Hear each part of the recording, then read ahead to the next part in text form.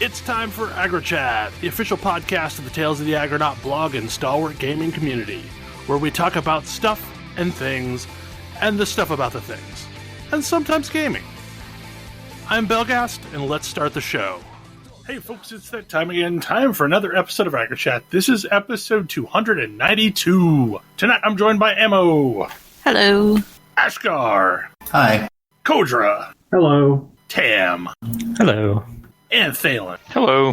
So, welcome to Pandemia Week 2, or at least for me. Week 3 for Tam, I think. 3 or 4? I was going to say, this is the end of week 3. Yeah.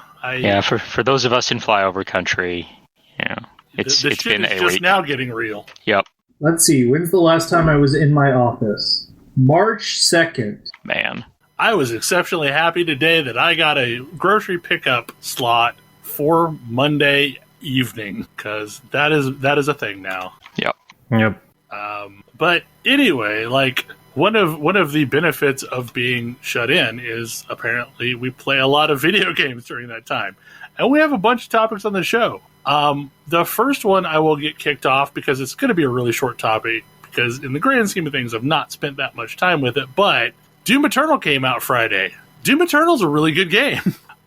So Doom 2016 was a really solid game, and I recently made my way through it the week or so before last or so. It was really enjoyable. Like, it's a big, dumb action game, which is kind of what I wanted, and it's not pretending to be anything else. Doom Eternal continues the nonsense mythology of the Doomslayer, which is really just getting nonsense. But basically, like, so if Doom 2016 was the original multi-episode Doom, Doom Eternal is Doom 2, Hell on Earth. Like, it very much feels like, oh, so the last game was in honor of the original Doom, and this one is in honor of Doom 2. And they've made a ton of changes to the flow of combat, which is either good or bad. So if you did not enjoy glory kills, you will probably not like this Doom, because glory kills are absolutely part of the game and the only way you're ever going to have enough ammo. I have no idea what that means. Yeah, glory kills is a thing whenever you shoot a mob and they start to flash, and you can come in and hit them with a melee attack, and you'll do the nonsense thing where you rip their head off, or you pull something off and beat them with it. It is over the top. However, this time, it is really so. Previously, when you did a glory kill, you got showered in ammo and health and stuff like that, and that was basically how you sustained your way through a level. But you didn't necessarily have to. You could make it through a level without basically hitting every glory kill. Whereas now, you really have to do it in order to keep an ammo. And you're given the chain sword or chainsaw, whatever, works a little bit differently. Like previously, you could only use it whenever you had fuel for it, which was kind of rare. Now it regenerates over time, and you can use it every couple kills to basically slice into an enemy and cause them to erupt in a multicolor pinata full of loot that's basically different ammo. And you kind of have to do that to keep going through the level. So I'm not a huge fan of that, because I thought the glory kills were kind of a gimmick, but I didn't love them. But the thing that Doom Eternal is doing differently than the first one did is movement is way more fluid, to the level of you're basically almost parkouring, because there's what looks like the equivalent of flagpoles just randomly strewn throughout the level. And if you jump in the general direction, your character will swing off of it, and the momentum will carry up to it like another ledge like that. So all of that feels super fluid now as you're running through. I would say the combat, more than anything, feels very tempo-based. It's real fast, it's real furious. It reminds me of kind of the way that the combat feels in Strafe, if you ever played that, which is a Doom-era throwback game that's pixelated, but it's very much like fast movement, fast kill, like bouncing between enemies, using the jumps and the ledges to pull you up and get you to new areas quickly. So it's definitely evolved, and if you liked those elements that I talked about from Doom 2016, you'll probably like Doom Eternal. If you kind of just wished that it was more of a straightforward shooter, then maybe it won't be for you. I mean, all in all, I think it's probably a good game, and they've introduced a bunch of new systems. Like, enemies now have weak points, so like if you're attacked by an Arachnotron, which are the little spider demon brain things, there are targetable weapons that if you disable the weapons, then they go down easier. You can apparently lob grenades into the mouth of Keiko demons and they'll explode spectacularly. So I think they've just kind of fine-tuned what they were going for with 2016 Doom, and carried it forth to you're now defending Earth. So this is all interesting. I guess I clearly didn't get enough into the systems, because the reason I always bounced off of Doom 2016 was I am only using this pistol. I feel like I never have any ammo. I feel like all of these enemies are giant bullet sponges. I don't feel like this is fast-paced frenetic movement, which is what everyone else is telling me it is.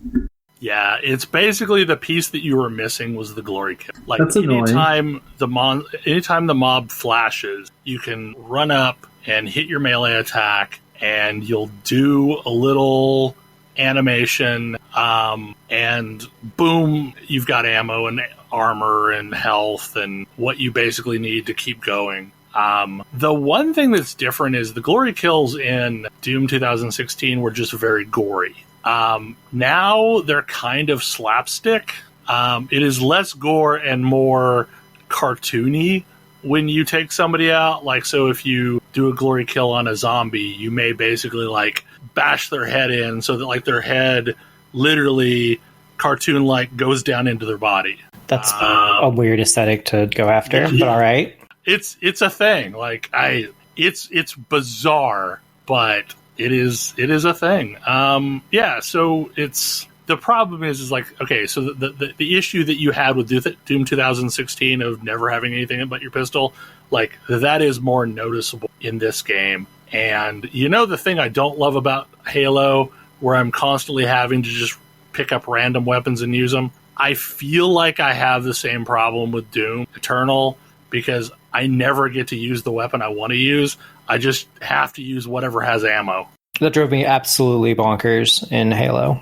Yeah, so you're basically going to be swapping back and forth between weapons because you just won't have ammo anymore for one of them. I mean, you get to keep the weapon, but you just didn't have any ammo, so you can't use it.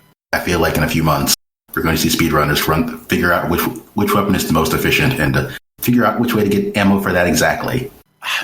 I don't know if that's even going to be a thing, because the way that you get the ammo is by cutting them with a chainsword, and you can do that every so often. So in theory, I think they would be basically timing out and counting between the time they can use the chainsword, just to stay in ammo. The weapons still have mods, so change up the way that they work. But yeah, I mean, I haven't gotten super deep into the game, but I have played enough that it's enjoyable. I'll probably play through the campaign just to see it, because like I said, the story of the Doomslayer is just ludicrous. So another game, the game that came out last week that we talked about it appears that folks have beaten Ori. I still haven't, but I've beaten Ori. Why are you sad, Kodra?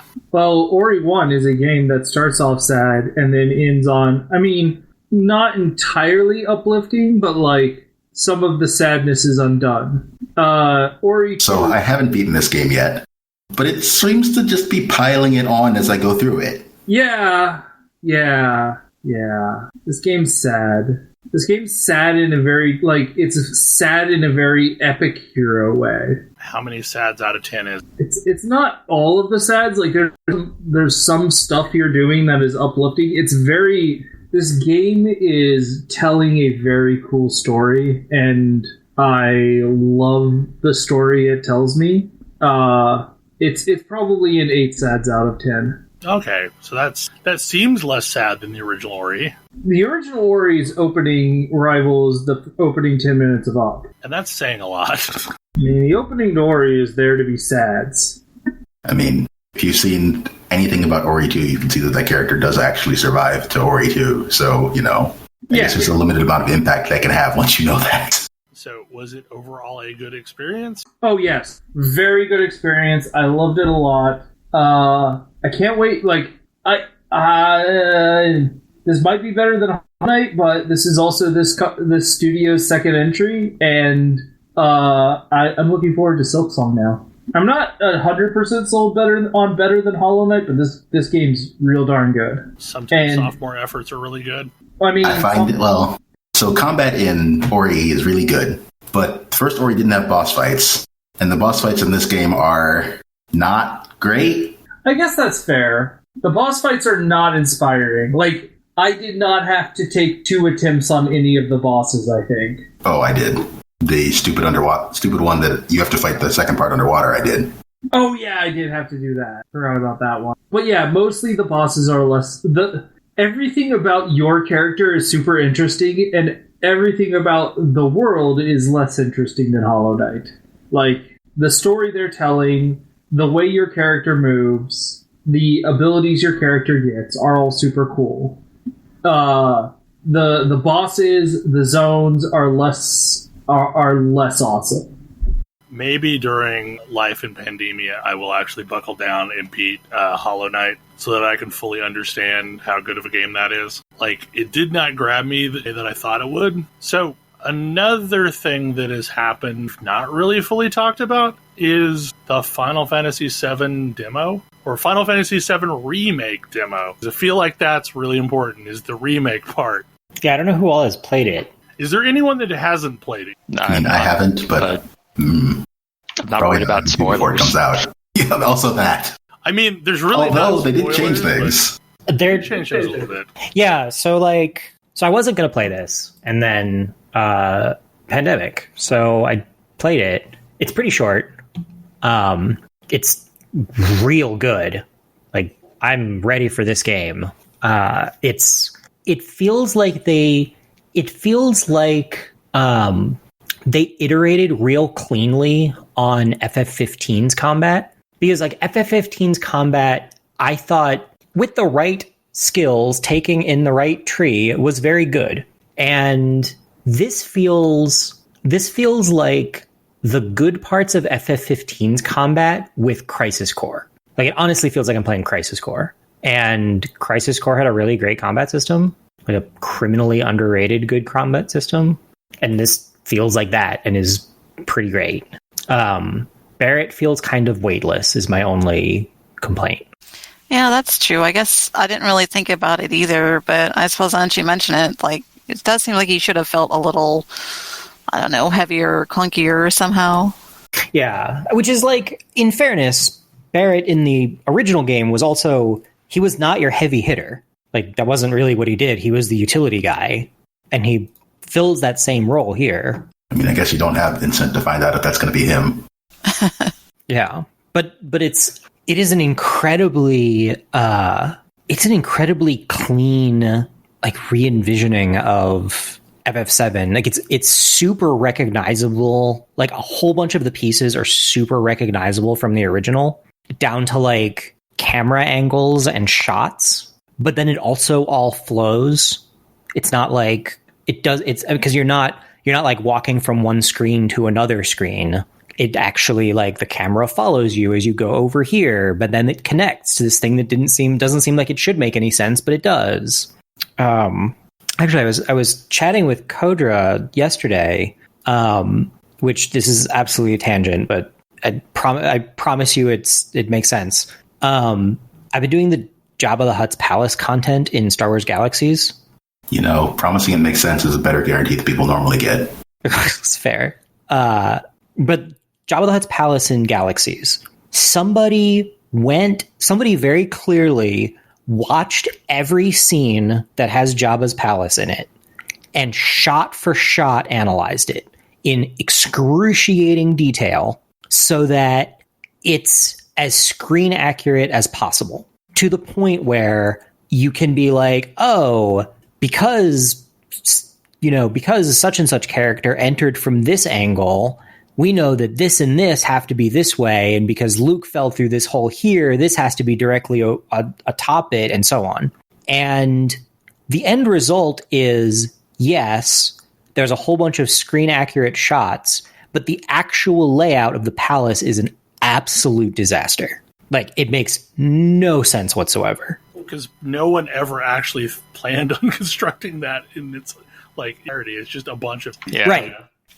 Yeah, like, it was never intended to be a contiguous space, and yet here we are, mashed together into a contiguous space, and it's like, it's cool. It's kind of cool because it's like, oh, wandering through Jabba's palace, but it's also like absolutely maddening if you're trying to reach a quest giver who's in a specific corner of it, and you're trying to remember which of these like maze of twisty passages on 4 different floors is the correct one.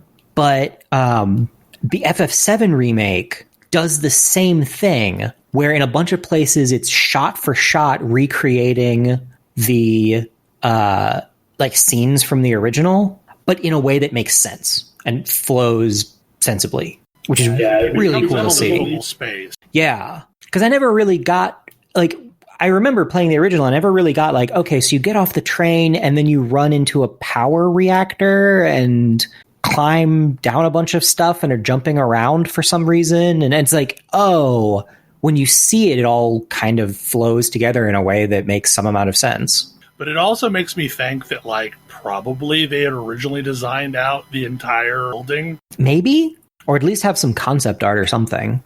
But it's definitely, like, there's definitely more craft in the space. I'm really looking forward to see what they do with the rest of it. Other big standouts for me, Jessie. She was really fun. I like the banter a lot. Yeah, she's super fun. A little bit. Just a little. But, like, she's your tutorial voice in the original, and she's still your tutorial voice here. She just has a personality. Right, like, she's not really a character I cared about. No, she was the one that said things to you so you knew how to walk. I'm just going to say the increased characterization in this game is going to make the sads really turn up later. Oh, yeah. Oh, yeah. Oh, God, yeah. Yep. Well, and the worst part for me, the part where I was like, oh, no, there's a bit towards the end of the demo where, like, Jessie's talking, and Cloud is like, could you not? Like, could you please stop? And she's like, sorry, I'll try. I talk a lot like this when I'm nervous because it keeps me from freaking out. And I'm like, oh no. Cloud is no less of an asshole in this version. Cloud is, slightly less of an asshole. He's less vocally an asshole because he talks less. He talks more in this version. He talks a lot in the original. He talks a lot in the original. He really does. The characterization of him as ... don't talk a lot is from all the spin-offs post FF7. Yes. Yeah. And honestly, it mostly comes from FF8. Because Squall is that. Yeah. Cloud is honestly pretty talkative and kind of goofy. Yeah, Cloud is chatty and pretty goofy. Like, Cloud is trying to be a cool guy and mostly isn't. But it means that he's like, they actually do a pretty good job of capturing the, like, performatively aloof. Because I definitely got a number of moments where it's like, oh, he kind of wants to say something, but he's maintaining his act. But yeah, I'm really interested in seeing where they go with this, because there's also some stuff in the demo that's decidedly not anything that happened in FF7 originally. Yeah. And has some pretty significant implications. I don't know. I had a lot of fun with this. I really enjoyed the gameplay. I did not so much enjoy the boss fight. The boss fight lasted about 3 times as long as I wanted it to. That's fair. That boss fight was a lot longer than it needed to be. I also don't love switching between characters. I don't mind it, but I like the fast melee Cloud more than the slow ranged Barrett. Yeah. And the boss really wanted you to spend a lot of time on slow ranged Barrett. Yeah. Or a lot more time than I wanted to spend. That was the other thing about this game, is it felt like it was trying to do the thing where it's going to give me indicators and it's going to need me to move places. I'm especially thinking of like the big AoE electricity thing, but none of those indicators were fast enough for me to be able to feel like I could reliably utilize them. Yeah, that was a part of the problem too, because like I spent all my time on Cloud. Cloud never seemed to be able to move out of anything in time. Yep. But again, that goes back to like maybe the fight was trying to make me play Barrett, but I didn't want to. I mean, the fight was pretty blatant about play Barrett. Like, it tells you like 7 times that you should be playing Barrett. But yeah, I didn't want to. I did like issuing commands, but at that point, it still wanted you to be playing Barrett. Yeah, like it's super clear that the intended way you play that boss fight is you hang back and play as Barrett and give commands to Cloud when you got an opening. But that's fun. I mean, it's fun if you like playing Barrett. It's just not what I wanted to play. But part of it is I want Barrett's basic attack to feel a little weightier. Right. His charged attack was fine. Yeah, that felt great. And it was cool that you could just like hold the button down and spray bullets. I don't know where he's keeping them, but I didn't know that before either, so I don't know. I mean, his intestine is a gun belt? I guess. It's the Mass Effect explanation. But that explanation was bad in the first game. So bad, in fact, that they stopped using it. Wait, what? What was the explanation? For ammo in the original Mass Effect? Oh, God. Yeah, okay. That it's shaving off little pieces of whatever. Lord. Firing them in quantities that doesn't matter, apparently. So the only issue is heat. Look, some hand waving going on. And that's okay. I did not try turn-based, though, so I don't... Did anybody try turn-based? No, but I think I want to go back and replay it and try it maybe this week or something. I flipped over to it to give it a spin. It was pretty cool. I haven't decided if I want to play the whole game that way, but I might. I like that there's an option. Yeah. I'm really happy with what it looks like it's going to be. I wasn't sure what it would be, but it takes a lot of heavy Final Fantasy 15, which I did like as well. So also to some extent, like it feels like there's a progression that started with oh god, I can't think of the Final Fantasy game, the remake that's the School of People game. Type 0? Type 0, yeah. Oh, it's Type 0, okay. I mean, Type 0 was a very clear progression from Crisis Core. Yeah. I didn't play enough of Type 0, but this also feels like a progression from Crisis Core. If you were frustrated by FF15's combat not feeling like it made any sense because there was too much random stuff going on, this hones it significantly. Yeah, I was going to say, this definitely doesn't feel like just random stuff is happening to me. It feels like I can have some impact. Well, so 15 feels like really you only control your character. Everybody else is just going to do some stuff, around you. And you can have some control over what they're doing, but, it doesn't really feel like you are actually directing the combat. Mostly you're telling them when They to use did limit breaks. patch that in later. Oh, they patched in more control over your allies? Yes. I really should give FF15 another play because I bet that there is some... I bet it is a completely different game, what with all the DLC and the added stuff. I definitely understand the people who hear that and get frustrated because it's like, okay, so video games live and die based on how many weeks of sales? 2? Pretty much. Unless you're Nintendo. It's incredibly important for us to buy new games the moment they release, but then more and more it's like, it would have probably been better if I had just sat on that game and bought it 6 months later when they had patched in all of the good content. And I take the unconventional anti-consumer approach of going ahead and buying it, then playing it at my leisure, which is not a thing most people should do. But knowing that, yeah, this is a game that I'm probably going to enjoy, and how important those first 2 weeks are, I go ahead and usually purchase it. I would so much rather get the game 6 months to a year later and pay $90 for it and then play all of the everything at once. Yeah. That I hear I should go back and try again.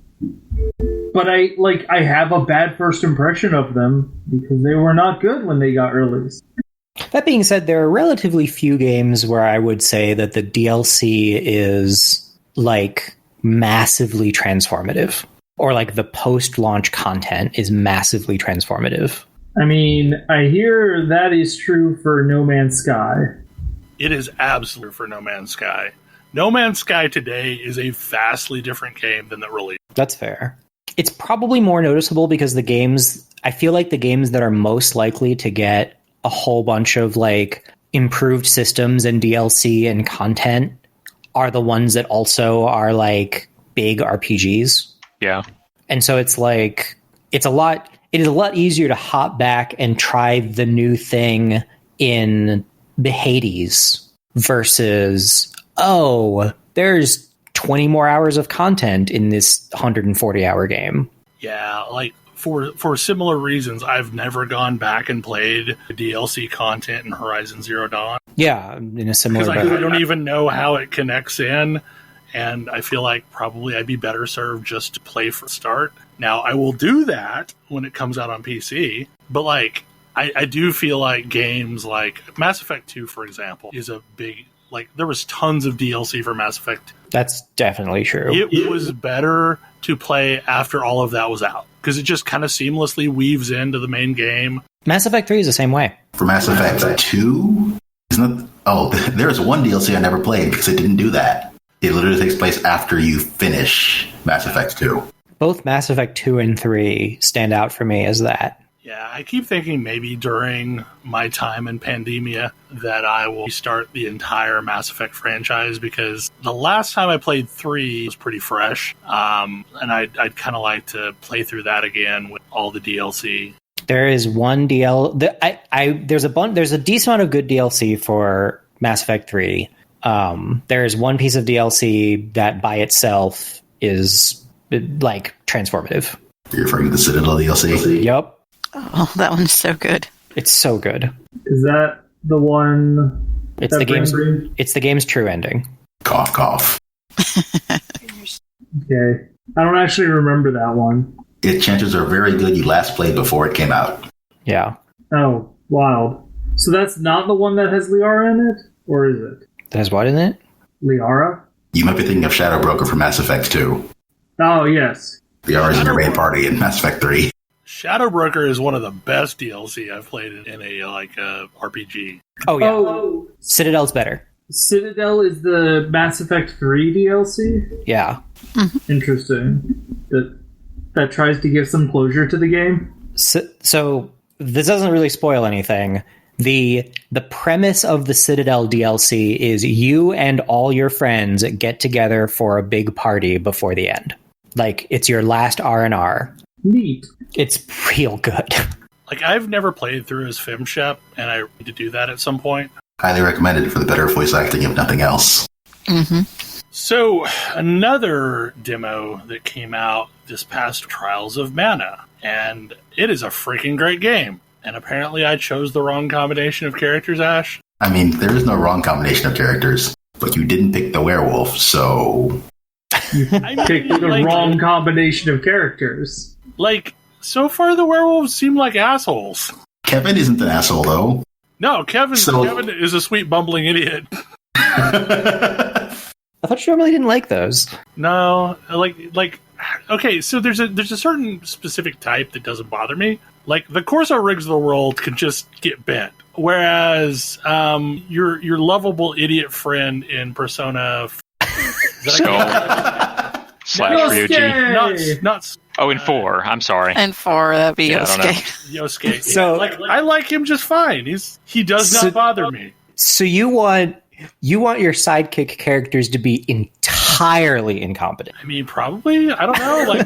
Like they're the comedic relief character. Like, that's all they get to do is be comedic relief. Like, Corso feels like he knows what he's doing, and he's wrong, but like he's insufferable because of it. Now, mostly it's the trope of like, I don't know if we can be friends. Those characters, Carthanassi, Corso Riggs, Adan Rand. They just bug the shit out of me. I mean, at least Alistair gets over that quickly. Yeah, like, Alistair becomes your best friend real quick. And, like, I don't mind Alistair. but a lot of people have issue with Alistair. So, like, to me, he's not in that same boat. Like, basically, if you are a male companion in my party and it is not a buddy cop movie, then we're probably never going to play in the same party. Anyway, you start the game by picking 3 of 6 characters. The one you pick as your main character determines a decent bit of the plot. I will say, because this is technically spoilers, but spoilers for like the first 5 minutes of all of the characters' stories. 3 of the characters are from relatively nice factions and get forced out for reasons. 3 of the characters are rebelling against not nice factions. Kevin is in that latter category. The Beastmen overall are not very nice. But you have the Kid Werewolf, the Warrior Dude, the Thief, who is in that category of character that Bel probably wouldn't like.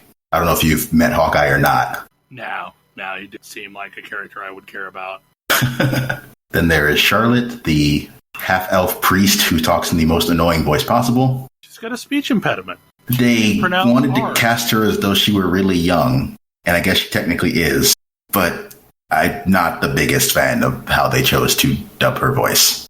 Yeah, she doesn't annoy me as much as, like, she could, but, like, yeah, no, it gets on your nerves. For me, it's not the dialogue, it's the random comment she yells. But she's the only healer, isn't she? She's the only healer before you promote, yeah. Probably before I don't know if we need a healer. That's kind of where I'm at. The original game didn't let you dodge attacks, so this game actually having a combat system that is suitable for an action game is a huge improvement, quite frankly.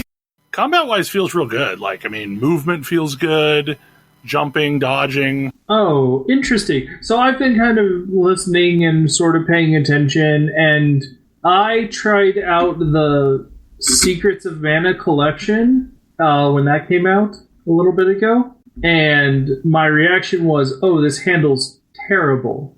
Like, awful. Going back to Secret of Mana is definitely a rough trip. This is not like just... And the Secret of Mana remake was just let's make that old game but 3D. This is, let's remake that game. Okay, all right. I'm a little more interested in this now. It's real good. Like, I mean, it is a really good feeling action game. Other characters include, what is it, Reese? The Valkyrie of sorts? A Dragoon of sorts, except for it doesn't jump. She's got a spear. Her original version had a bunch of support abilities later on, but I have no idea what she's going to get now. Like, she is flagged as a support. Like, I think she's just a murder mage at the beginning. And then there's Angela, who's the actual murder mage. But Reese is one of my favorite characters in general, because if you go light side, she gets a lot of buffs, and if you go dark side, she gets a lot of debuffs. So regardless of what your party is doing, she can help you. Yeah. Oh, that's another thing. The class system in this game is kind of interesting in that every time you get a class advancement, you have to either choose the light side or the dark side class. And the mechanism for doing this was rather arcane in the original, but I hear it's going to be better this time. But it basically determines, for the most part, the light side path classes are supporty, the dark side classes are offensive. But you can go light side for your first class advancement and dark side for your second class advancement and get something in the middle, or vice versa, which is still a different class. So the one thing that kind of annoyed me is, okay, the vendor dance was nonsense in the 16-bit. It looks even crazier in 3D. I do not understand what they are doing. I think it's hilarious. The Mana series is a history of having these weird dancing vendors. And because this game is 3D and they couldn't just have the sprite flip around and be in weird poses all the time, they are doing a weird shimmy dance while they're at the counter. It's... The video preview I saw said they were living their best life. And that seems to be pretty accurate. They're doing it nonstop. Doesn't matter if it's evening or, anytime you go into the store, they're doing their dance. Maybe it improves sales volume. I don't know. I am greatly looking for this game. I might be looking forward to this remake of an old game more than the other remake of an old game that comes out in the same month. This comes out literally 2 weeks after the FF7 remake. But hey, there's a demo. Progress carries over. If you think you might be interested, give it a shot. I know I've said this before, but I have to say it again. Like, I love this about the Switch, how many demos they have, carry over progress. And I know it's not just a Switch thing, because, like, this is true, I think, for all the platforms, but I really like that, because it feels like it kind of gives you a head start. Square is one of the few companies that seems to do that on a regular basis now. Because I know they did that for Dragon Quest Builders as well. Most other companies aren't doing demos anymore. I certainly wish they would. Yep. Like, having a demo, to me at least, shows that you have faith in your game. There was an extra credits a long time ago about why demos don't make sense and therefore why they don't exist anymore. Most of the outcomes are negative for the company that makes the game. Like, people like the demo enough that they got satisfied with the game, then people don't buy the real game.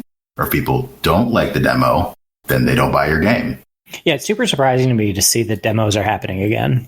I do think the progress carryover demo was a large reason for that, or the play this to get a bonus when the game comes out demo. It inspires the, like, some cost fallacy in people. Yeah, I mean, it's less of a demo the way demos used to work, and more of you've got the game, but you have to pay to unlock, the rest of the game, which is how a lot of mobile stuff kind of sort of works. Yeah, I love shareware. I'm just saying. Well, it's a lot of people. It's just fascinating to me. We're going back to that, aren't we? That's basically what this is. That's basically what these are. Shareware. You get the first chapter for free. Yeah, buy the subsequent chapters. And I wonder what changed. Because, there's a plane outside. Sorry, I haven't seen one in a while. It was distracting. I mean, everything being distributed predominantly digitally is probably a big part of that. I mean, so it makes me wonder if the Telltale games would have done better if there had an episode 0 that you got for free, and then there were 5 episodes that you needed to buy. I mean, they did that with the Sam & Max games. Yeah. But I thought that did very poorly. Yeah. There was a point where a whole bunch of work was put into determining how useful demos actually were, and the takeaway was demos hurt your game sales. And so demos vanished within a quarter of a console generation. Yeah. Because you used to be able to get Xbox, original Xbox and Xbox 360 demos, and then those stopped because somebody collected the data and analyzed it and were like, oh wait, games that have demos sell less well than if they didn't. I'd be really curious to go back and look at those demos and see what sort of story beat do they tend to end on? And does that make a difference? Because they're almost indistinguishable from the current ones. I don't know. I just feel like, I don't know. I mean, if the demo only goes an hour or two into the game and ends on a cliffhanger, then that's going to tend to make me more likely to want to play the rest of the game. So I'd know where it goes from there. Well, and we've got some really weird stuff happening right now. For example, if you've got the Microsoft Game Pass, you can pretty much play games on day one without paying an additional fee. But, I've seen some data behind it, and there's a lot of people that even though they have access to it through the Game Pass, go ahead and buy the game, which is counterintuitive. That does seem strange. And I don't know if it's I want to support this thing that I really like now, that I've been sold on playing for free. Yeah, I wonder. I would love to see I might do this at some point. Is I look at when demos stopped and try to figure out what changed between then and now that we're suddenly seeing demos again. I mean, I also wonder if demos of that type might make it more likely that people buy the game now to continue since they've already started playing it instead of waiting until the game is $5. I don't know. Because I know I'm a whole lot more likely to buy Pokemon Mystery Dungeon, here pretty soon now that I've played the demo and want to keep playing. So the last era that I really remember demos being a thing was the PlayStation 1 era, because you would get a disc when you bought a PlayStation magazine. Yeah. And it would have demos on it. But a lot of those games weren't as story-driven as modern games. Also, if you play through a piece of FF8 as part of a demo, you still have to play through that same piece of FF8 later. Mm-hmm. Right. The saves didn't carry over. That's the big thing with current demos is when I do pick up Pokemon Mystery Dungeon, I continue from where the demo left off. And that's great. I don't feel like that time is wasted. Huh. That's interesting.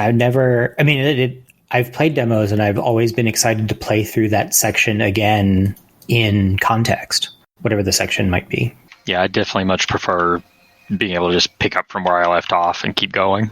Yes. I do enough starting games over and playing from the beginning that I haven't finished yet without being forced to like that.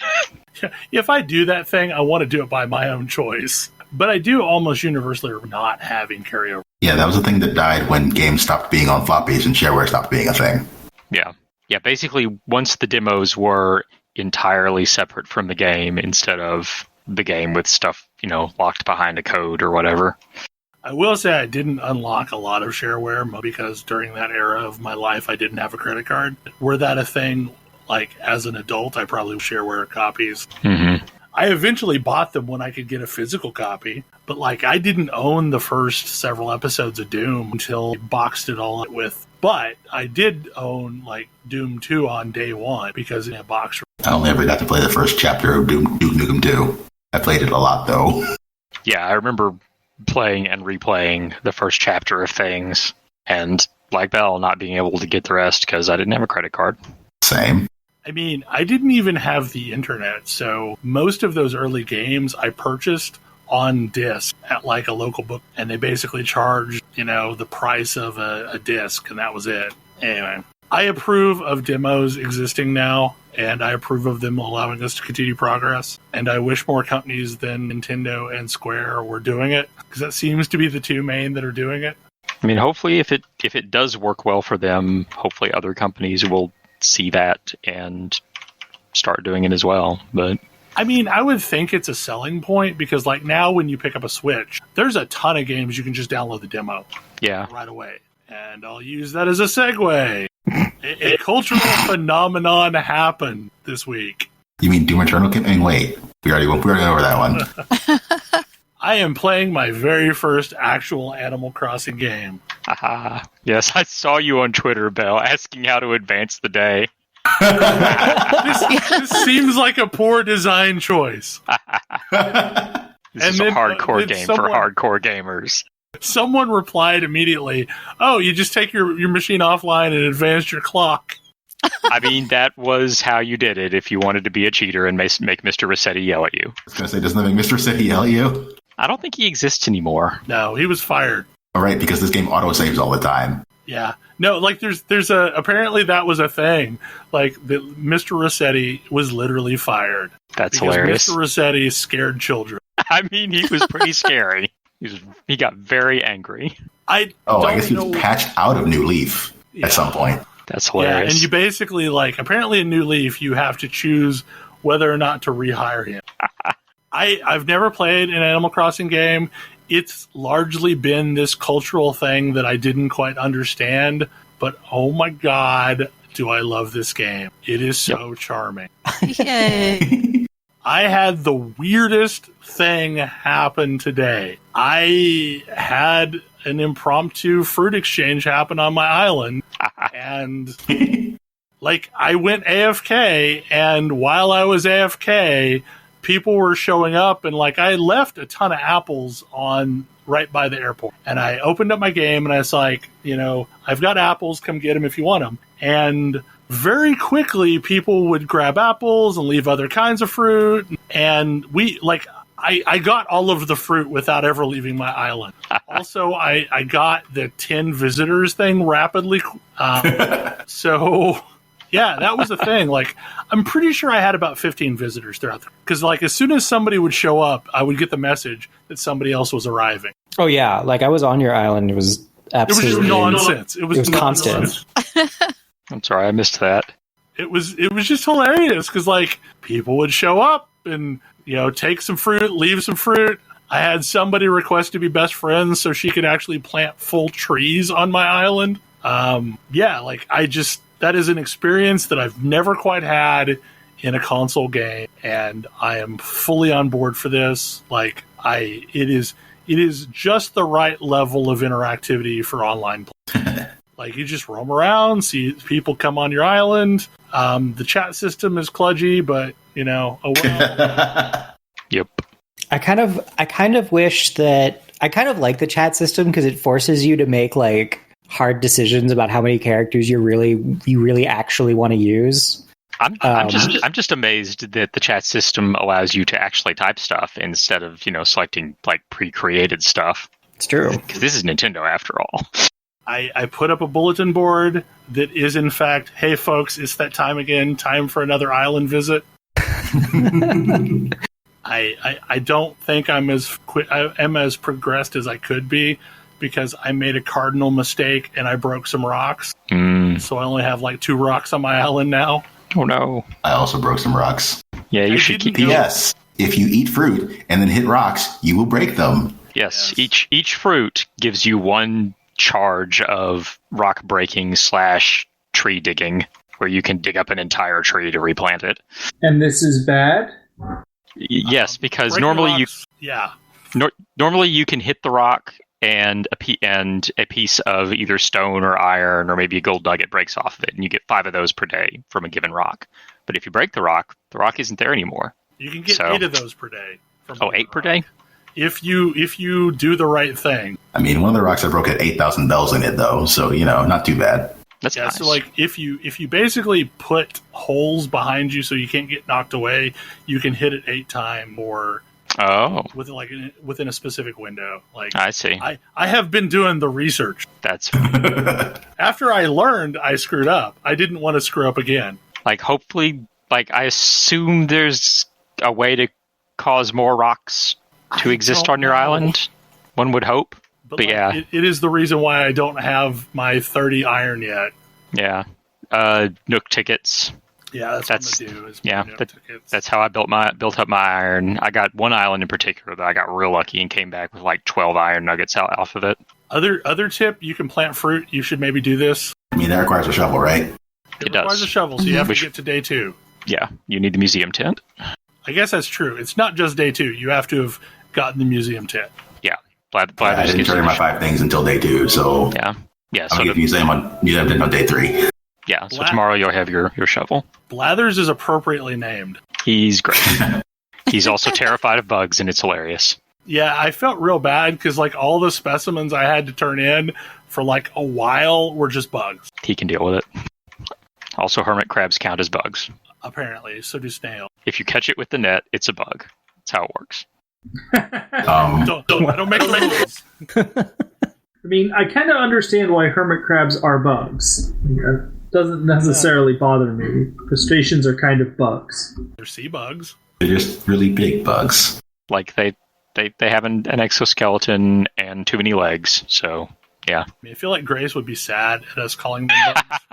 I guess the next thing is I don't know how you get up onto the cliffs on your island. Like supposedly day 3. Okay. There's something that opens up that gives you a ladder. But once we can get up there, we can start exchanging flowers. I saw Neff had tulips. I want tulips. I dug some flowers up from an island adventure. Mm-hmm. Yeah, I found an island that had pansies and brought some back with me. But yeah, because the different flowers attract certain bugs. Also, I think you want to chop down a couple of trees and leave the stumps, because stumps attract certain types of bugs. Oh. Is that also a thing you need to eat fruit for, to chop down a tree? No, you just need a better axe. You need an iron axe. Right. Yeah. That's important. So most of the tools, there are 2 types. There may be a better one beyond that I don't know about, but there's the flimsy version, and then the DIY gives you the recipe for the better version. For axes, there are 3 types. There's the flimsy version, then there's the stone axe, which is the better one, and then there's just axe. The stone axe works the way you're used to an axe working. It chops a piece of wood off the tree and leaves the tree in place. The axe chops the tree down and leaves a stump. Do not confuse them. Oh. But at least trees are something to generate. Yeah, you can plant new trees. Yeah. You can't plant new rock? No. Like I'm hoping there's some way to like bring rocks back from Nook trips or something.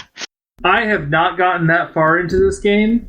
I am currently there sounds like there's a lot going on in this game I should probably better understand. What I'm currently doing is I have a fishing pole and I have a net and I'm catching things and I'm selling them, and mostly I feel like I'm digging up clippings of grass.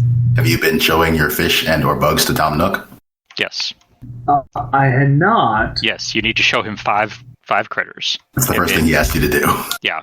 This is important. He does have Tom Nook. So like many games, there's a character, Tom Nook, that will be like, "Oh, do you not know what to do? Talk to me and I'll tell you." Unlike every single other game I've ever played, that's actually a thing you should do. Like that's how you unlock further elements of the game. It all goes through him.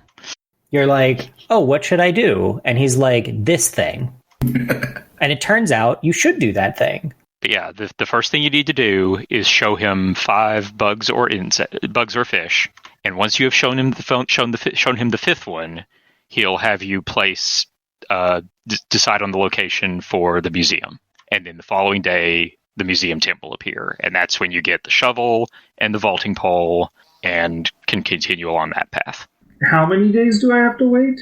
It's the next day. So if you did it right now, tomorrow morning, the tent would be there. Oh, okay. And apparently rocks do respawn over time. Okay, good. Tomorrow one of your rocks will come back. Hooray. Okay, so I just halted my progress temporarily. I have a bajillion Nook miles. I'm going to buy tickets and try and get the rest of my iron. Yeah, like my suggestion, absolutely get the inventory first, the pocket stuffing guide or whatever. And I have... Then the tool ring. Right, I've got a tool ring. Yeah. And then I've bought one hairstyle just because I wanted it. I would also suggest you also go ahead and get... upgrade. Yeah, the better tools patterns. I've got the better tools. Okay. Also the designer upgrade. Like, yeah, I got the designer upgrade because I absolutely made May's shirt from Night in the Woods. That's what I'm running around in. I would not spend any iron on the iron tool patterns until you have got the shop building, because that takes a lot of iron. But once that's done, then you can start making iron tools that don't break as often, and that's very nice. So what was the first pattern that like companions gave you? I don't know if it's like the same for everyone, or because I got like a leaf umbrella. Sounds like it might be the same then. Yeah, I got the leaf umbrella. So, I got the leaf umbrella and a pith helmet. So one of the things that I did for early cash was weed the entire island and then sit there converting the weeds into leaf umbrella and selling them tooks. Yeah, but selling weeds directly gives you more progress towards Nook miles. Mm-hmm. True, but you get more Bel by converting them to umbrella. I mean, I went with the old standard and just fish and pick up seashells for bells mostly. Selling your fruit on somebody else's island? That too. Definitely. Worth a lot of bells. Yep. Selling your fruit on your own island is 100 bells per. On somebody else's island, it's 250 per. Oh, you can do better than that. Really? Sometimes it's 500 bells per. Oh. Well, I haven't gotten real lucky then. I have 3 trees growing of every, so that in theory, in a few days, I will keep making. I finally got the last couple I needed while we were recording, because Ammo had cherries and Neff's island was open and she has oranges. Neff had oranges, and that was the last one I needed. Of note, remember to plant one of your own. Yep. That was the thing I was missing. Achievement. I still need a shovel, so it'll be a bit. So random thing, and I can't verify this, but like I think using the shovel to cover up holes like wears down the shovel. You can also cover up holes just by kicking the dirt in. Buy button. Don't ever. At least I am not ever going to use the shovel to cover up hole because I'm play it safe. Although you do get Nook miles for breaking enough tools. I have broken enough tools to get a couple of those. I've gone through a lot of axes. I've gone through a lot of fishing poles. Yeah, I've gone through a lot of fishing poles and nets. So the vaulting pole, do you have to make more of those? Because like I'm still on my first one of. I haven't had it break yet, so I don't know.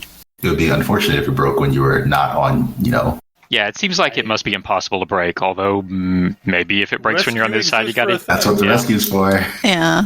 So did you know when you go to like whack on the rocks, if you dig like 2 holes kind of close to each other so you're like angled towards the rock, you can get a full 8 whacks on each rock? Yeah, that was what I was talking about. Like, okay, yeah. To it. Yeah. I did not know that, so... I play it safe, and I basically create a backstop all the way along one side.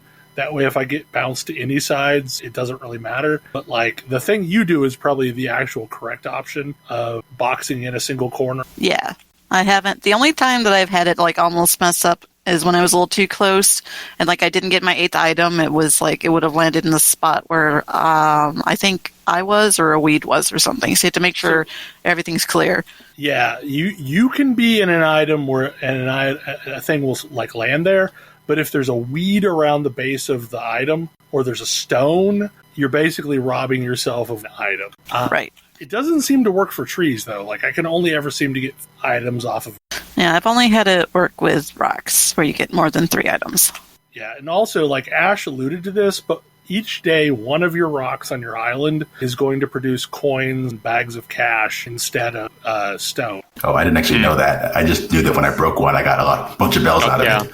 Yeah, that's true. I did notice that when I hit one, every hit was bells. It's apparently going to be one every single day.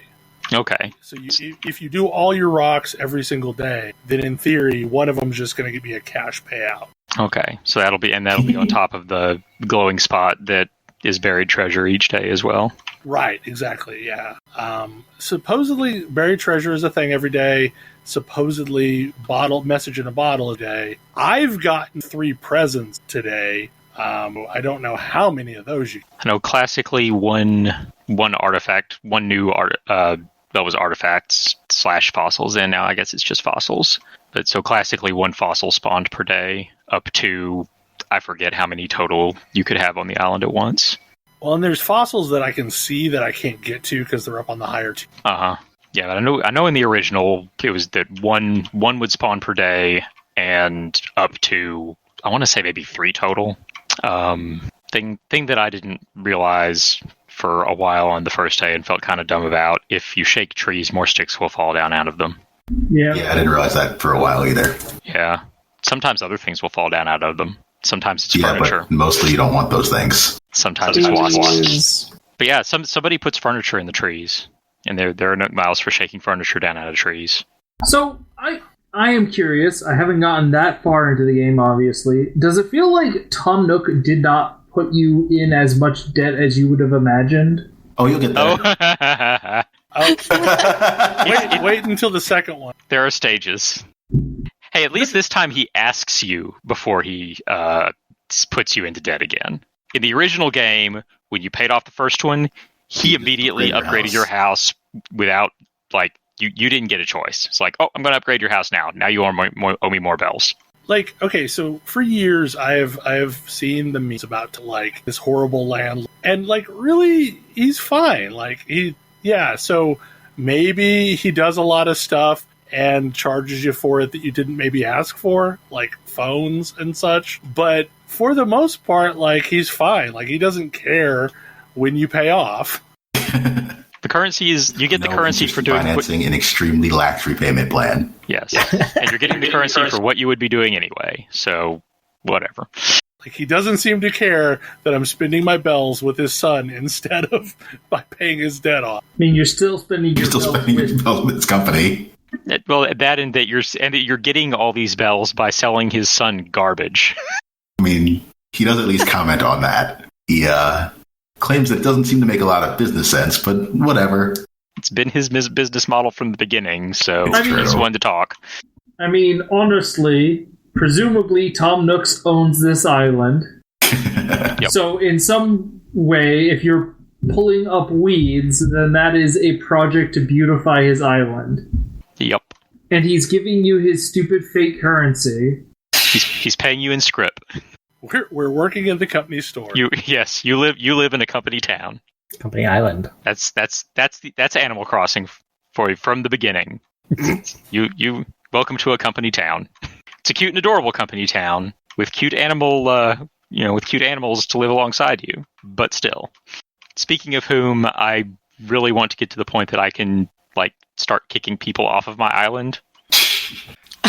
Because the 2 that I started out with on the island with me, there's a pink rhino that says yo yo yo all the time, and she's fine. She wears a sailor shirt, and she's fine. And then there's this squirrel who ends every sentence with cardio and talks about stuff being swole, and I hate him. I want him gone. Like I have a sports character too that's a hamster. And I think yours is hilarious, though. It doesn't bother me as much. I have a sports character, but he's a robot bird, and is just like very into personal maintenance. I'd like, be much more okay with that. It's like I could deal with like Robot Bird. I don't know why he's a robot bird. Definitely the weirdest creature I've seen so far. And then I have anxiety ridden, and that's okay too, because basically, like, she freaks out anytime I talk to her. I feel bad about, but I have like self-maintenance obsessed robot bird, and I have tremendously basic spring breaker bear. I have that dude. I got a goat of some on my island. Sure, is super happy that I'm cool to my island. Yes. And then I have a hallucinating pelican that's lost on my island, and I don't know how long he's going to stay. Is that Gulliver? Is he Gulliver? Gulliver. Yeah. He's a seagull, and he'll stay until you help him fix his communicator. Well, I helped him fix his communicator. Oh, okay. But like every time I check in, he's had no response from his friends. Yeah, I think he should be gone tomorrow, but he'll probably wash up again at some point in the future. But yeah, I've been inviting everybody that I meet on my Nook trips to come live on my island, hoping to eventually reach the cap so that I have to tell someone to leave. Don't you take my robot bird? No, I don't. No, I can't take other people's. Or I would have taken Ammo's awesome like superhero rabbit. She's cool. I like Mira. You can't have her. I want Cherry. Cherry was my favorite from Pocket Camp. The goth dog or goth metal dog. I think Boots the alligator is kind of funny. Yeah, I have Boots. She calls you Munchie. That's distressing. Yeah. I'm sure it's fine. I just went on an island adventure and looks like I've met a blue wolf who wants to move in now, so it's going to be a very colorful island. So far I've got a tiger, a pink sheep, and a brightly colored hummingbird on the way. It's a true game. I kind of wish I had gotten into it, because I did not realize it would be a thing that's down my alley, but man, Yeah, the original was pretty fun. It also allowed you to amass a collection of 8-bit Nintendo games within Animal Crossing that you could actually play. I had quite a few. That seems extreme. I could boot up Animal Crossing on my GameCube and play Ice Climbers.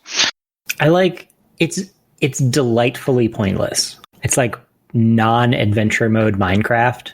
It feels like a mobile. Like it feels like it should be a mobile game, but it's not. Because a lot of the same interactions that you do with timers and such are in this game, but like in a non-insidious way. I mean, basically, Animal Crossing and Harvest Moon were the precursors of so much of that stuff. Yeah, but like Harvest Moon is a game I played, but I also didn't feel it was charming. I just remember milking a lot of cows. Yeah. No, Harvest Moon was more like you're actually like running a farm and need to do things. This is just wander around and, I don't know, maybe pick stuff up, maybe fish, whatever. No rush.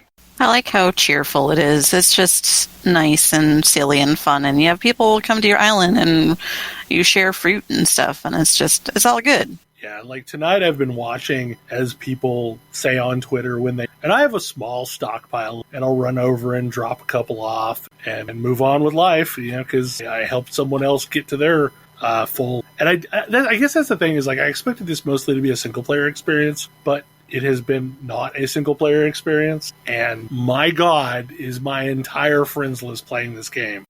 Yep. I had like 8 rows of people actively playing early. So like I did not expect to have 32 friends at the same time playing the same game. Like, the only time that's ever happened was like at launch of the Switch. And even then, there weren't that many people on a while. This game is a thing. So we have pretty much gone time. There's one more topic, but I think we decided it could be a very long topic. Yep. So we will bump that to next week. Any final thoughts before we go? Guess not. Guess not. Apparently not. Hopefully you enjoyed the show, and we will see you again next week. And stay safe and stay healthy. Good night. Good night. Good night. Good night. Good night. See ya.